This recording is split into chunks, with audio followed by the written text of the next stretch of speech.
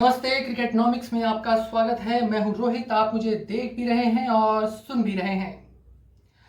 कल एक महत्वपूर्ण मुकाबला team number 1 versus team number 10 के बीच में मुकाबला हुआ। ये यूं कह सकते हैं लास्ट के बीच में ये मुकाबला हुआ।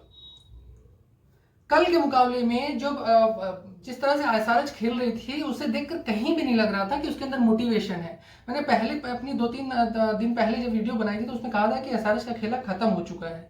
अब वो मोटिवेट, एक तो टीम वैसे ही मोटिवेट नहीं लग रही थी। मार्करम जब कप्तान बने तो उसके बाद थोड़ा बहुत लगा कि अच्छा करेंगे, 2-3 मैच उन्होंने अच्छा किया, फिर उसके बाद उसी लय में वापस आ गए।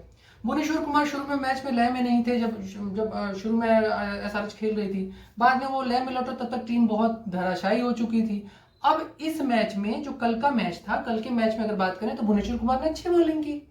शुरू में ही पहला विकेट ले लिया था रिद्धिमान साहब को आउट करके। लेकिन फिर ऐसा क्या हुआ ये कि शुभमन गिल, जो कि अपने, मुझे लगता है कि अब तक के सबसे अच्छे फॉर्म में है, उन्होंने शतक जड़ दिया और यहीं से पूरा पानी फिर गया। बात करें अगर एसआरएच के प्लान पर, और साई सुदर्शन ने जो बेहतरीन पारी खेली कल। अगर शुभमन गिल को आप देखेंगे तो जिस तरह से खासकर भुवनेश्वर कुमार बॉलिंग कर रहे थे उसके अगेंस्ट भी जिस तरह से खेल रहे थे, मुझे वो बहुत जबरदस्त लगा, बहुत ही अच्छा लगा। फिर उसके बाद जिस तरह से साई सुदर्शन आए। शुभमन गिल की बात करें तो Shubman Gill test, one day, T20 international, फिर उसके बाद आईपीएल, चारों अलग अलग जगहों पर वो शतक लगा चुके हैं। अब एक फॉर्म में अच्छा आना एक अलग बात है, लेकिन शतक लगाना, यानी 4 अलग अलग फॉर्मेट में शतक लगाया। कल 56 बॉल पे जिस तरह से उन्होंने हाफ सेंचुरी पूरी की, वो एक्सीलेंट था। आप उनके शॉट देखिए, जिस तरह से वो बॉलिंग कर रहे थे, बैटिंग कर रहे थे, वो एक्सीलेंट थे। कवर ड्राइव हो, उसके बाद जिस तरह से वो लेग साइड में मारने की कोशिश में लगातार वो कर रहे थे, लेकिन बाद में फिर अच्छे उन्होंने उसको एग्जीक्यूट जिस तरह से किया। ऑफ साइड के शॉट्स उन्होंने बहुत अच्छे खेले। फिर स्टेट में उन्होंने, आप देखेंगे तो स्टेट का जो एरिया था उस साइड में, अगर ऑफ साइड में देखें तो वो बहुत अच्छे शॉट्स उधर लग रहे थे। एक बड़ी इंपॉर्टेंट चीज वो ये लगी कि जिस तरह से बॉलिंग हो रही थी, बात करें एसआरएच की तरफ से, तो मुझे कहीं भी ऐसा नहीं लग रहा था कि वो आउट करने की कोशिश कर रहे हो। बात करें अगर जीटी के बैटर्स को, खासकर शुभमन गिल को और साई सुदर्शन को अगर बात करें, तो उन्होंने विकेट लिए, विकेट गिरे, लेकिन विकेट का पतन जो है कहीं ना कहीं रोक कर अकेले शुभमन गिल खड़े थे, जिसका एक बहुत बड़ा अंतर दिखा और 189 रन का टारगेट मिला। पीछा करते वक्त भी कहीं ऐसा नहीं लग रहा था कि एसआरएच जो है वो उस तरह से बहुत ही मोटिवेट होकर बैटिंग कर रही हो या कुछ एक्स्ट्रा करने की कोशिश कर रही हो। कुल मिला जुला के बस चल रहा है, चलता है, ऐसा वाला एसआरएच की तरफ से लग रहा था। और यही कारण है कि एसआरएच लगातार अपने परफॉर्मेंस को उतना अच्छा नहीं कर पा रही, और अब मुझे लगता है वो और हारेगी, और उस तरह से टीम का जो टेबल पॉइंट पे है वो नीचे के नीचे ही रह जाएगी। थोड़ी इंप्रूवमेंट कोशिश करनी चाहिए कि अगर चलो कोई बात नहीं, क्वालिफायर दौर में नहीं गए, लेकिन कुछ ऐसा करें जिससे, ताकि वो क्वालिफायर में ऊपर चले जाएं और लगातार अच्छा करते रहें। तो कुल मिला जुला के ये मुकाबला जो था, मुझे लगा कि कहीं ना कहीं पूरी तरह से जीटी के बनाम था। और मोहम्मद शमी ने कल जो बॉलिंग की, 4 विकेट लिए, वो बड़ा इंपॉर्टेंट था। शुरू के दो विकेट्स निकाले जिस तरह से, वो एक्सीलेंट था। एसआरएच को मौका ही नहीं दिया उन्होंने कहीं पे।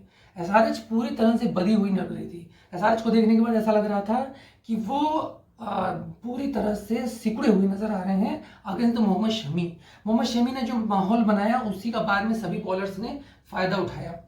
जितने भी बॉलर्स थे, चाहे नूर हो चाहे जो भी, सभी बॉलर्स ने फायदा उठाया। और एक बड़ा इंपॉर्टेंट ये रहा कि मोहम्मद शमी, कल की बॉलिंग उनकी आप देखेंगे तो हाफ पिच के अंदर ही सारी बॉलिंग हो रही थी। गुड लेंथ की बॉल कम की हुई उनकी तरफ से, ज्यादातर ऑफ साइड की बॉल उन्होंने की, और उसी को अपने बॉल को पूरा पिच किया उन्होंने। लगातार आप देखेंगे तो गुड लेंथ की बॉल नहीं थी, ज्यादातर अंदर की बॉल थी।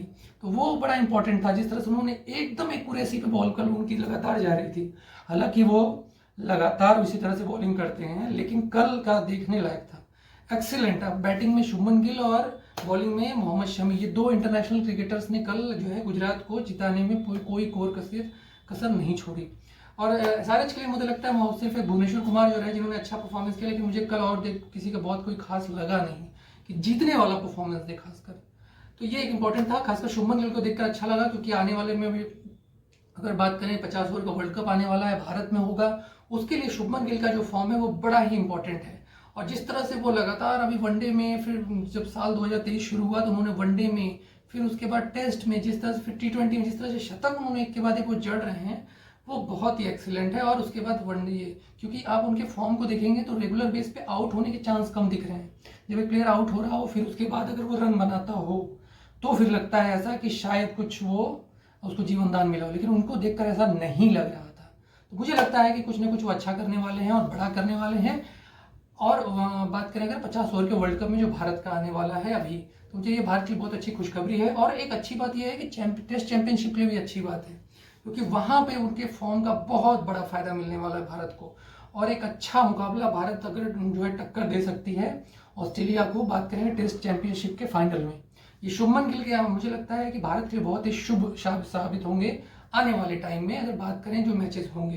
कुल मिला के कल का दिन शुभमन गिल और मोहम्मद शमी के नाम रहा, जिन्होंने कल का दिन किसी भी टीम एसआरएच के किसी भी बॉलर बैटर्स को चलने नहीं दिया।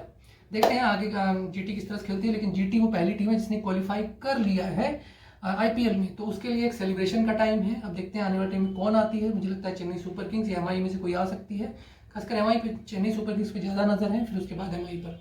देखते हैं क्या होता है।